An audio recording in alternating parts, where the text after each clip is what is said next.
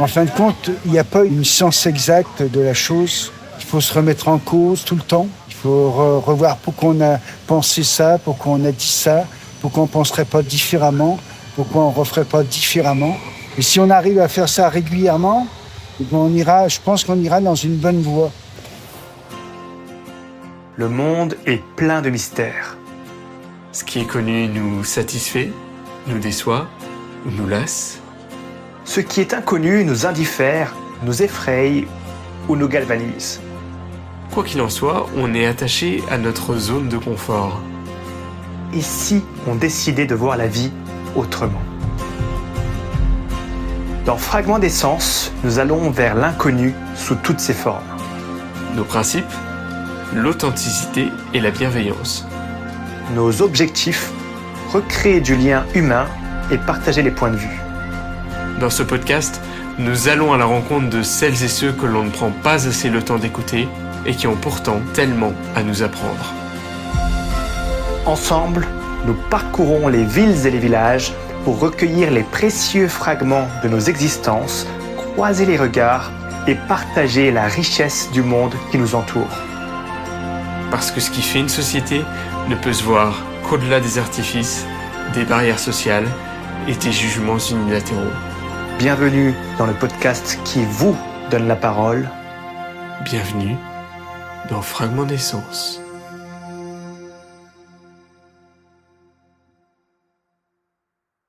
Salut, c'est Florian. Bienvenue dans ce 74e épisode de Fragments d'essence. J'ai pris le train tôt le matin et c'est dans une fraîcheur bienvenue après ces épisodes de chaleur que je débarque donc à Saint-Étienne. Abritant plus de 170 000 Stéphanois et Stéphanoises, pratiquement 380 000 dans son unité urbaine, Saint-Étienne est la préfecture de la Loire, deuxième commune d'Auvergne-Rhône-Alpes. Couramment qualifiée Sainté, la ville se trouve dans la vallée du Furan, un affluent de la Loire. Au sud-ouest de Lyon, à peine 3/4 d'heure en train, elle déborde sur le parc naturel régional du Pilat. Saint-Étienne a une histoire industrielle assez dense. Au XIXe siècle, c'est la capitale du ruban, puis la manufacture d'armes qui emploiera jusqu'à 12 000 personnes. On y trouve également la toute première ligne de chemin de fer de France, mais aussi d'Europe continentale, la ligne Saint-Étienne-Andrézieux, qui ouvre ici en 1827. Avant Paris, avant tout le monde. Aujourd'hui et depuis 2010, Saint-Étienne est la seule ville française membre du réseau des villes créatives design de l'UNESCO, aux côtés de Berlin, Bilbao ou Montréal. Assez logiquement, on y trouve donc la Cité du Design, une école d'art et de design fondée en 1803, et depuis cette année, une nouvelle galerie nationale du design. Une continuité directe de la culture industrielle stéphanoise, juste tournée vers autre chose. Alors oui, Saint-Étienne a longtemps traîné une image un peu grise, un peu austère, résumée aux mines, aux armes et au foot, mais pour autant, je recommande fortement de passer y faire un tour. Pour ma part ce matin, je m'installe donc place Jean Jaurès, juste à côté de l'hôtel de ville, et place au Fragment d'essence.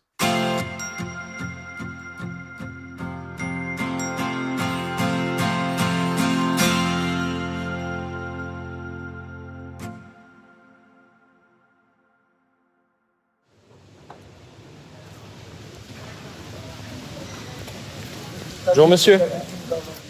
Oui, si oui. Allez, Je peux m'asseoir à côté de vous ? oui. Super, merci. Alors, je m'appelle Max. Max, enchanté. Moi, c'est Florian. Alors, Max, qu'est-ce que vous aimez que les gens comprennent de vous ? Ma bienveillance, puis, ma soif de la vie, positive. Voilà. Comment elle se manifeste, cette soif de la vie ? Toujours remettre en question le quotidien, toujours aller un peu plus loin, toujours essayer de voir ce qu'on peut faire à notre niveau, de meilleur, tout simplement, à notre échelle, évidemment.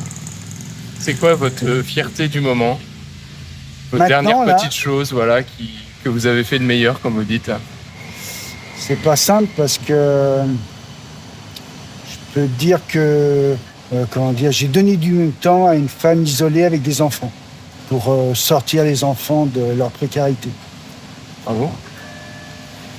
Dernièrement, j'ai rencontré Céline et Éléonore à Mâcon. C'est un duo mère-fille et elles ont des questions à vous transmettre. D'accord. Céline vous demande qu'est-ce qu'il vous faut pour être heureux. Alors moi, je suis très basique. Le bonheur, c'est pas la société de consommation, c'est pas d'acquérir plein de choses. C'est d'avoir des vibrations, des moments de joie. Je peux très bien être heureux avec un coucher de soleil qu'avec un bon moment passé. Je pense qu'avec vous, si ça se trouve, ça sera un bon moment pour la journée, donc ça me suffit. J'espère. Et Éléonore vous demande quelle valeur vous aimeriez défendre dans votre vie, si vous en aviez une à citer. L'honnêteté.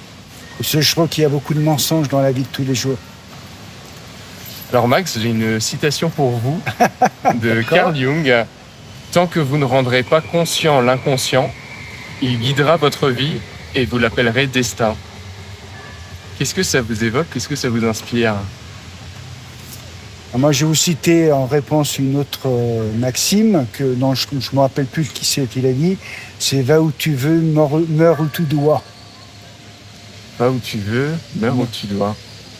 Vous avez bien évité la question, en tout cas. Non, mais c'est ma réponse. Je pense que les gens voient trop à court terme. Ils n'ont pas de long terme, ils n'ont pas de vision trop longue pour échafauder les belles choses. Donc c'est que le court terme qui marche. Par quel changement on doit passer dans une vie pour commencer à penser un peu plus au long terme? Quel changement? Se satisfaire déjà de ce qu'on a, surtout dans les pays développés où on est. Parce que si on regarde vraiment comment on vit royalement. Même, j'oserais dire, le plus pauvre vit royalement par rapport aux plus riches d'autres contrées. Donc déjà, que l'homme se pose la question, qu'on est bien en France, là où on vit, dans la Loire, mais c'est quelque chose que les gens, je trouve, il y a très peu de gens qui prennent conscience du bonheur dans lequel ils nagent.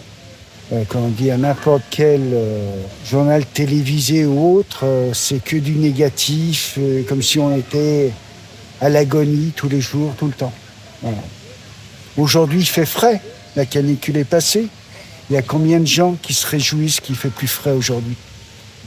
Sincèrement. Voilà, c'est ça. On oublie vite. On oublie vite. Max, sur quoi avez-vous changé d'avis récemment? Moi, je suis préoccupé par les changements de la société. Donc, il y a des choses qui me semblaient basiques. Et je ne sais pas si c'est à l'approche des élections ou quoi. Il y a des gens qui m'ont posé... je me dis, mais qu'est-ce qui se passe? Pourquoi on fait ci? Pourquoi on fait ça? Il y a plein d'exemples.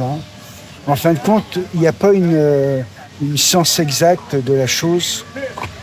En fin de compte, c'est comme je vous disais tout à l'heure... Il faut se remettre en cause tout le temps. Il faut revoir pourquoi on a pensé ça, pourquoi on a dit ça, pourquoi on ne penserait pas différemment, pourquoi on ne referait pas différemment. Et si on arrive à faire ça régulièrement, je pense qu'on ira dans une bonne voie et pas rester dans des choses très fermées. Comment on apprend l'esprit critique? Déjà en se posant les bonnes questions soi-même à soi-même. En évitant déjà de parler des autres, déjà dire est-ce que je me suis bien levé ce matin, est-ce que j'ai eu des bonnes pensées, est-ce que ce que j'ai dit hier c'était bien, pas bien. Ça c'est déjà un pas de chacun qui est important. Vous me disiez que vous aviez passé un petit peu de temps en collège. Oui. Qu'est-ce que vous avez eu à cœur de transmettre à cette époque? Alors, je suis toujours un amoureux de la photo. Et à l'époque, j'avais créé un club photo, on appelait ça à l'époque. Et pourtant, il n'y avait pas encore Internet. Et j'apprenais aux élèves à lire des photos, comme si c'était un roman. C'est une photo, maintenant, la photo est banalisée. Si vous n'avez pas une vibration, une émotion, dans les 10 secondes, vous passez à la suivante. Et à l'époque, j'essayais de leur apprendre ça, et de créer des photos où il y a des choses à dire. Justement, apprenez-moi quelque chose là-dessus, sur la lecture d'une photo. Alors, en Occident, on la lit de gauche à droite. Donc, l'avenir est toujours à droite. Donc, il faut toujours prendre, pour une photo, un occidental qui va regarder la photo, il faut toujours que le but de la photo soit à droite. Qu'est-ce que ce soit, un ballon, une arme, n'importe quoi. Le futur, c'est à droite.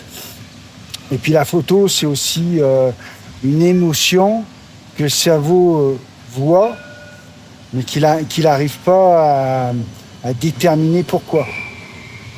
Je ne sais pas si ça vous est arrivé, vous voyez des fois des choses, vous êtes ému, vous ne savez pas trop pourquoi, ou des banalités. Et dans une photo, là, je crois que c'est Lelouch qui disait ça, c'est l'instant du moment, alors qu'un film, c'est un moment d'un instant. Super. Voilà. Alors, je ne sais plus trop si c'est Lelouch qui a dit ça, mais je pense qu'il en aurait été capable. Alors pour terminer, Max, quelle question vous aimeriez que je pose aux inconnus suivants? Réveillez-vous pour que votre monde soit meilleur. Réveillez-vous pour que votre monde soit meilleur. Un message finalement. Oui, qui trouvent les solutions pour se réveiller à leur niveau. Ça ne veut pas dire renverser tout, hein. Vous pouvez faire des petites choses au quotidien qui vous rendent le monde meilleur pour tout le monde. C'est quoi pour vous les étapes pour se réveiller? Critique. Parler de critique, il faut toujours avoir un bon esprit critique. Pas un esprit critique fermé, hein. La politique vous enferme dans des strates. Et ça, il ne faut surtout pas rentrer là-dedans. Il faut critiquer, ouverture, critiquer, voir ce que font les autres, pourquoi ils le font, pourquoi ils le disent, pourquoi ils ne disent pas d'autres choses, et en tirer ses propres conclusions. Vous connaissez Léo Ferré? De nom, ça me C'est un parle. anarchiste qui est mort, D'accord. qui a pas mal bousculé les codes, hein. Sur les plateaux télé, on n'osait pas trop l'inviter, hein. Et il disait, il faudrait connaître l'autre que disponible. Donc ça veut tout dire, hein. Il faut que l'autre soit disponible pour arriver. Il faut créer ce lien pour que l'autre soit disponible. Ce que vous avez fait là, c'est bien. Super. Bon courage à vous. Merci. Belle aventure. Merci. Au revoir. Bonne journée à vous. Au revoir.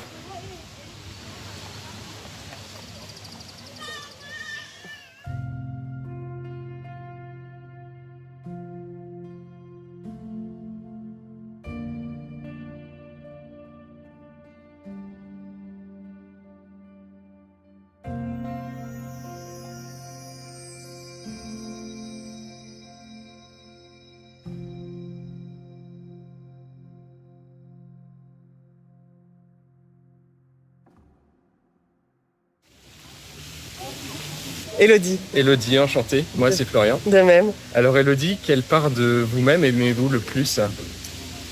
Mon empathie. L'empathie. Ouais, je pense. Elle se manifeste comment, cette empathie, alors? Par mon métier déjà, je suis assistante sociale dans la protection de l'enfance, donc voilà. J'aime beaucoup aider les gens, quoi. Donc dans la rue, les choses comme ça m'arrive souvent. Si je vois quelqu'un en difficulté. M'aidez-moi, par exemple. Ouais. Donc voilà. Alors, qu'est-ce que votre métier vous a appris? Oula, plein de choses. Mon métier, il m'apprend tous les jours. Il m'apprend en tout cas sur l'humanité, je dirais, sur la gentillesse des gens, la solidarité, en fait. J'y crois encore, j'y crois beaucoup. Et puis les enfants, leur innocence, m'apprennent beaucoup. Ils peuvent me faire beaucoup me remettre en question. C'est surtout un apprentissage sur moi-même, je dirais. Voilà, au quotidien. Qu'est-ce qui vous passionne dans la vie? La nature. La nature. Ouais, j'aime beaucoup randonner, énormément. Voilà, la montagne. Je suis une fan de montagne, hiver comme été. C'est vraiment là, en tout cas, où je me ressource. Aujourd'hui, pour vous, j'ai une citation de Carl Jung qui dit « Tant que vous ne rendrez pas conscient l'inconscient, il guidera votre vie et vous l'appellerez destin. » Qu'est-ce que ça vous évoque? Ah, j'aime bien, je trouve ça très poétique. Non, j'aime bien. Et puis, ouais, il y a... Mais c'est mes croyances à moi, mais j'ai l'impression qu'en fait tout est écrit et que du coup l'inconscient fait partie de ça, fait un peu le tracé de notre vie et qu'effectivement ça nous guide dans notre vie, quoi. Donc ouais, j'aime bien, je trouve ça beau en tout cas. Qu'est-ce que vous avez compris sur vous récemment?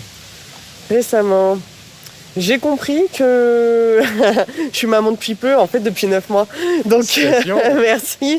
J'ai compris que ma patience, elle avait des limites et que des fois c'était dur de pouvoir souffler pour pas s'énerver. Voilà, et ça c'était un truc que je m'étais jamais confrontée avant, spécialement. Donc voilà. Même en étant à la protection de l'enfance? Ouais, même dans la protection de l'enfance, j'ai quand même une patience relativement élevée, on va dire. Mais là, le fait d'être dans le quotidien, H24 avec ma fille, bah forcément, voilà. Est-ce qu'il y a ce côté un petit peu peut-être où le boulot vient empiéter sur la vie personnelle bien après? sûr, ouais. Comment on corrige ça? En étant soutenue par mon conjoint, j'en parle beaucoup. Quand j'ai une situation qui me travaille, je peux beaucoup en parler à mon conjoint, donc ça m'aide. Et puis avec des moments de loisirs, donc voilà, la nature, la montagne, j'y reviens quoi.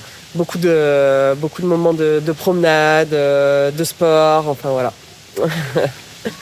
Voilà. Quelle est la personne qui vous a le plus inspiré dans votre vie? Ouais, elle est dure cette question. Hein. La première qui vient en tête peut-être. La première, je dirais ma mère. Hein. Je dirais ma mère. Ma mère qui, je pense que les valeurs que j'ai aujourd'hui, c'est grâce à elle.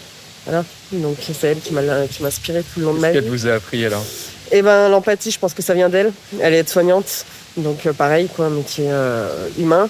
Et puis dans ce qu'elle m'a transmis, quand je la voyais faire, dans sa façon d'aider les gens. Et puis elle m'a transmis le respect. Je pense que c'est quelque chose pour moi qui est hyper important. Un peu cette sociabilité un peu facile. Voilà, je dirais. Si j'avais la possibilité de vous mettre en face de n'importe quelle personne, là tout de suite, qu'est-ce que vous choisiriez et qu'est-ce que vous lui diriez? Je dirais mon grand-père, mon grand-père paternel qui est décédé il y a quelques mois et auquel j'ai pas pu dire au revoir comme je le voulais en tout cas. Donc ouais, et je lui dirais que je l'aime et qu'il me remercie d'avoir partagé ma vie en tout cas. Voilà. Comment ça se fait qu'on a tous un petit peu le sentiment de ne pas avoir dit tout ce qu'on voulait avant que nos proches disparaissent? Parce que je pense qu'on est hyper pudique là-dessus en fait et que on dit pas facilement je t'aime. Et que ça, c'est quelque chose d'un peu culturel. Et du coup, ça montre notre vulnérabilité, en fait, de dire je t'aime. Donc, je pense que c'est pour ça qu'on a toujours la sensation de ne pas dire ce qu'on aurait dû dire. Qu'est-ce qui vous a rendu fier récemment? Récemment, la naissance de ma fille. Ça a été un motif de fierté. Ouais. Ça a été une grande fierté. Ce qui m'a rendu fière, ça date un petit peu, mais c'est... J'ai monté à 3000 mètres d'altitude il y a 1 an et ça a été une grande fierté pour moi. J'en ai parlé pendant longtemps. Où ça alors? C'était le Taillon, dans les Pyrénées. D'accord. Voilà. D'accord. 3162 mètres, je crois, exactement. On a retenu le chiffre exact. Ouais. Donc voilà. Des vues sympas, j'imagine. Pyrénées, super massif. Ouais. On a fait un petit road trip en camion et franchement, c'était incroyable. Wow. Les vues sont folles, quoi. On a fait la brèche de Roland avec un bout de glacier. Enfin, c'était... Alors, on aime bien aussi demander aux gens qu'on rencontre de nous transmettre une question pour les personnes suivantes. Et donc, juste avant, j'ai rencontré Max. Max, il a un petit peu innové. Il n'a pas transmis de question, il a transmis un message. Réveillez-vous pour que votre monde soit meilleur. Ouais. Comment on se réveille? En étant actif, en passant à l'action, en faisant ce qui nous fait du bien, en tout cas à notre hauteur, je dirais. Alors c'est pas forcément des grandes choses, mais des petites choses, mais rien que les petites choses, ça nous rend sujet. Et arrêter de subir, quoi. Arrêter de subir. Essayer de tirer toujours le positif, même si je sais que des fois c'est pas facile. Comment on fait justement pour sortir de l'immobilisme? Je pense que c'est déjà apprendre à se connaître soi-même, pour savoir ce qui nous fait du bien dans la vie. Savoir ce qui nous motive et ce qui nous... Par exemple, si je prends l'exemple du travail, pourquoi on travaille au-delà du salaire, quoi. Parce que d'aller travailler juste pour un salaire, je trouve ça d'une tristesse incroyable. Donc vraiment essayer de trouver des choses qui nous font du bien et d'essayer de les répéter le plus souvent possible. Bon, dernière question. Qu'est-ce que vous aimeriez que je transmette comme question aux personnes suivantes? Qu'est-ce qui vous fait du bien dans la vie, du coup? Qu'est-ce qui vous fait du bien dans la vie? Ouais. Super. Je dirais ça. Je transmettrai. Très bien, merci. Merci en tout cas pour cet échange. Parfait, c'était hyper intéressant. Ça prend fois et franchement, ça fait réfléchir. Hein. Super. N'hésitez pas à nous faire un petit coucou. Et puis, ouais. Puis merci beaucoup merci et bonne journée. En tout cas, bonne journée. Merci, au revoir.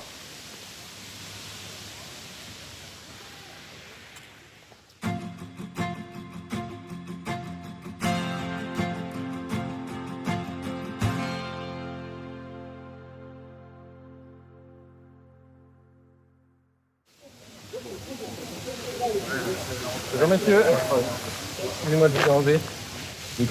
Nicolas. Arthur, moi c'est Florian, enchanté. Nicolas, Arthur, quel est l'aspect de l'autre que vous aimez le plus? Voilà. Alors moi je dirais son esprit critique et sa capacité à remettre en cause des choses qu'on juge acquises, qu'on n'a pas forcément l'habitude de questionner. Donc un questionnement permanent, je dirais, exactement. Super. Et toi Arthur? Sa connaissance des lois et sa capacité à décrire les choses injustes, on va dire. C'est super parce que j'ai rencontré Max tout à l'heure et on a pas mal parlé d'esprit critique. Alors l'esprit critique, comment ça s'acquiert? En prenant pas parti, de rien du tout et en ne suivant aucune idéologie. Pour moi. Je pense que c'est important d'avoir un peu d'engagement dans certaines choses, mais il faut pas trop s'avancer sur les choses. Pas s'enfermer dans des cases peut-être. Pas forcément des cases, hein, mais je sais pas, même sur en écologie, il y a peut-être des choses, ça nous paraît évident, alors que non. Il y a peut-être l'impression que c'est parfait, il y a des solutions qui sont bonnes, alors que non. Enfin, toujours mettre en perspective les choses et pas prendre parti et écouter l'autre, même si on n'a pas l'impression qu'ils veulent bien ou l'impression qu'ils veulent mal, absolument. Comme ça, je vois les choses. Super. Et Arthur, côté législatif, judiciaire, peut-être des études en lien avec ça? Absolument pas. C'est ça, c'est là que c'est un intérêt. C'est le problème. Non, oui, c'est un peu ce qu'on a dit. C'est à force de voir ce qu'il y a autour de nous, on se questionne sur pourquoi ça existe, comment ça existe et est-ce que c'est normal. Oui. Il y a plein de choses qui sont, comme on l'a dit, presque des acquis qu'on ne questionne pas, qui pour autant pourraient l'être et qui des fois sont autorisés d'un point de vue légal alors que ça semble absurde et à l'inverse, certaines choses qu'on ne remet jamais en question, qui ne le sont pas. C'est plus des situations du quotidien qui qui nous mènent à nous renseigner sur le cadre qu'il y a autour de tout ça. Donc c'est plus par envie de se renseigner, c'est pas forcément des connaissances innées ou acquises par le travail, c'est plus spontané en se questionnant au quotidien. L'intérêt. D'accord. C'est ce que je voulais dire avant, pour précision, c'est cette capacité à expliquer pourquoi les lois sont là et telle ou telle chose avec un certain niveau de détail, quoi. Ça, c'est dur à suivre parfois. C'est le bon moment pour poser cette question alors. Est-ce qu'il y a quelque chose que vous pourriez m'apprendre? Peut-être en lien justement avec ce que vous avez dit juste avant. On apprend beaucoup de choses au quotidien. Ça devrait pas être trop difficile alors. Ouais, mais il y en a tellement. Qui n'a rien à voir, mais j'ai regardé un podcast d'un mec qui s'appelle Raph Muller sur YouTube, je pense peut-être que tu le connais. J'ai assez mieux que j'aimerais bien écouter, il parle de l'intérêt de la Coupe du Monde, il y en a qui sont complètement opposés, qui boycottent, etc. Mais lui, au contraire, c'est parce que c'est inutile, qu'on en a besoin et que c'est nécessaire, quoi. Enfin, le détail du raisonnement, je ne l'ai pas encore écouté, mais je pense que ça peut être assez intéressant de... Justement, dans ce qui est utile, il y a quelque chose de beau qui nous transcende et qui fait que on n'est pas juste des pions à les bosser et à servir quelque chose, quoi. Enfin, c'est un peu un décalage comme ça qui est vachement intéressant. Alors après, c'est sûr, la Coupe du Monde, c'est... Donc il faudrait apprendre peut-être à mettre un petit peu plus en valeur ce qui nous paraît inutile. C'est ça. À comprendre pourquoi ça peut être utile au fond, plutôt que d'être juste dire oui, le foot ça sert à rien, ou réciproquement, qui sont complètement fanas et qui vivent que de ça, tu vois. Je pense qu'il y a un entre-deux et juste pour faire la part des choses là-dessus, quoi. Ça fait pas notre café, mais ça fait faire celui des autres, quoi. Donc, voilà. Je peux ajouter? Ouais, j'ai un exemple récent de ce qu'on a pu discuter d'un point de vue loi. On se questionnait sur la loi Toubon. Donc c'est une très vieille loi qui est passée, si je ne dis pas de bêtises, sous le gouvernement de Jacques Chirac, par un de ses gouvernements, qui protège l'usage du français, notamment dans les institutions, les services publics. Et on débattait justement de est-ce que c'est une mesure discriminatoire ou non, parce que c'est vrai que ça peut rendre difficile l'accès, du moins un peu moins facilité pour les personnes qui ne sont pas natives françaises. Effectivement, on va être amené à avoir des formulaires en français, de tout ce qui va être représentation donc, par l'État, les porteurs, etc. en français. Tout ce qui est institution va être fait en français et c'est un questionnement qu'on a eu. Pourquoi la loi Toubon existe? C'est une question qu'on peut se poser. Pourquoi veut-on à ce point protéger le français? Au détriment potentiellement d'autres langues qui... ça fait qu'on s'est né un peu moins ouvert au monde. Ce qui va un peu à l'encontre, on va dire, de ce qu'est la France. Il y a toujours eu un côté très fraternel et ouvert aux autres pays. Et en réalité, en creusant, le fondement de cette loi provient surtout du fait que la maîtrise des langues étrangères est surtout un acquis, un héritage social. Donc une loi qui vise à protéger, donc on y vient, les classes les plus populaires en France. Donc c'est intéressant de voir qu'une loi qui peut être, par exemple, initialement paraître discriminatoire a finalement un intérêt social pour les personnes qui n'ont pas forcément la maîtrise de plusieurs langues, qui ne sont pas polyglottes. Bon, c'est un peu, est-ce qu'on peut dire mal vieilli, c'est un débat, hein, Maintenant, on le maîtrise de plus en plus les langues étrangères, c'est de moins en moins un problème, mais initialement, il y avait un réel intérêt de protéger, on va dire, une population qui est moins exposée par une discrimination. Donc, tout un débat s'en est suivi sur éventuellement les discriminations, qu'est-ce qu'on en fait, est-ce que c'est bien, mal, est-ce que c'est d'actualité. Mais c'est un peu ce genre de fondement, voilà, comprendre pourquoi les lois existent, qu'est-ce qui les a motivées, pourquoi on en est arrivé là, c'est toujours très intéressant. Voilà, j'espère t'avoir appris quelque chose. Carrément. J'ai une citation pour vous de Carl Jung qui dit « Tant que vous ne rendrez pas conscient l'inconscient, il guidera votre vie et vous l'appellerez destin. » Qu'est-ce que ça vous évoque ? Une réalité.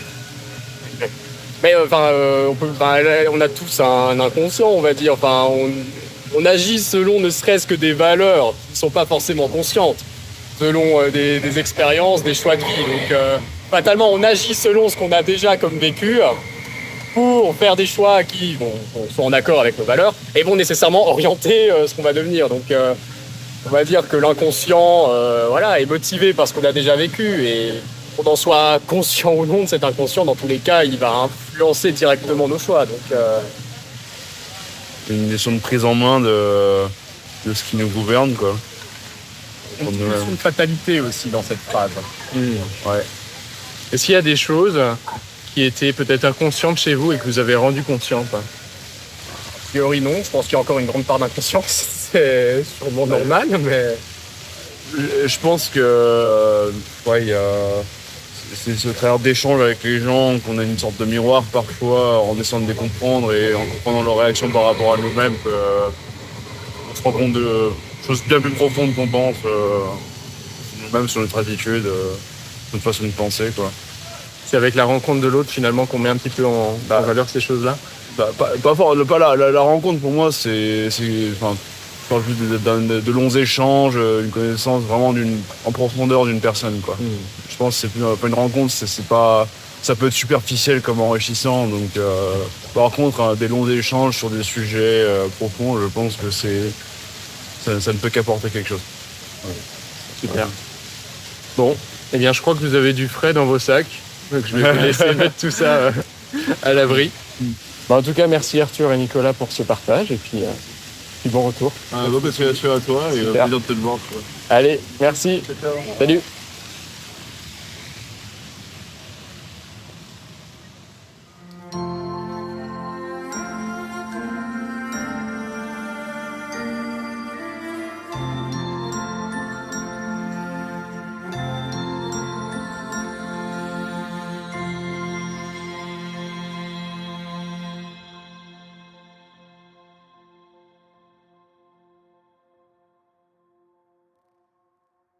Tant que tu ne rendras pas l'inconscient conscient, il dirigera ta vie et tu l'appelleras destin.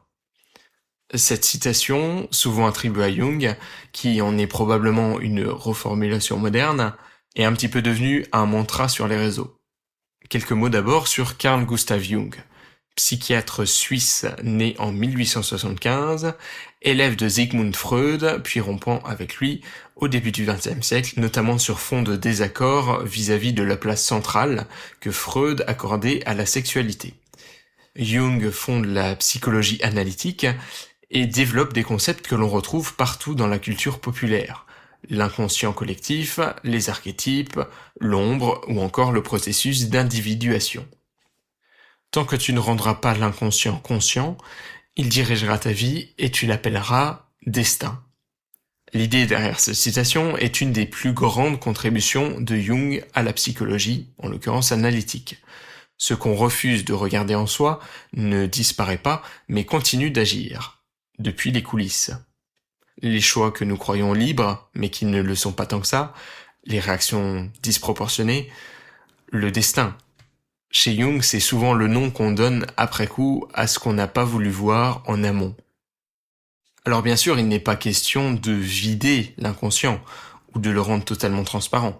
C'est un travail sans fin, jamais un état final, et une bonne introspection ne suffit pas à se libérer définitivement de nos schémas. En revanche, et c'est là où est le mérite de cette formule, Jung nous invite à nous questionner. Dirigeons-nous vraiment notre vie? Ou des processus internes le font-ils déjà pour nous? Là où cette question est intéressante, c'est lorsque ce destin tel que nous le qualifions devient subi. Quels sont nos schémas dysfonctionnels, nos traumas, nos mauvais réflexes, nos ancrages défectueux? Et surtout, quelles conséquences ont-ils sur notre vie? Pour le savoir, tâchons déjà de nous questionner, de nous remettre en question, comme l'ont si bien dit nos invités du jour, et de ne jamais cesser de rêver à faire les choses autrement. Parfois, il suffit de baisser le regard pour se rendre compte que le gouvernail est entre nos mains. J'ai beaucoup apprécié cette découverte de Saint-Étienne, et je remercie les rencontres du jour, Max, Elodie et Nicolas et Arthur pour leur contribution, ainsi que toutes les personnes croisées dans mes nombreux allers-retours sur la place Jean Jaurès. Il est temps pour Alex et moi de faire une petite pause estivale comme chaque année. On te retrouvera donc à la rentrée. Et d'ici là, porte-toi bien et prends soin du monde qui t'entoure. Salut!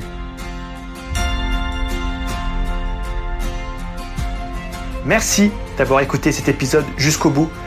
Si tu l'as apprécié, on t'invite à le partager à tes proches. C'est notre meilleure communication et ça aide considérablement notre travail à gagner en visibilité. Tu peux aussi nous laisser une note et un commentaire sur Spotify, iTunes ou même YouTube. Ça prend à peine quelques secondes, mais c'est vraiment essentiel pour notre référencement. On est aussi présent sur Instagram, où on met en avant les moments marquants et coulisses du podcast. N'hésite pas à nous y écrire et nous mentionner. Et enfin, si tu en as l'envie, tu peux nous aider à couvrir nos dépenses matérielles et nos déplacements en faisant un don sur Buy Me a Coffee. Tous les liens sont en description du podcast. À la prochaine pour un nouvel épisode. Et n'oublie pas toi aussi et dès aujourd'hui de rassembler les précieux fragments de nos existences.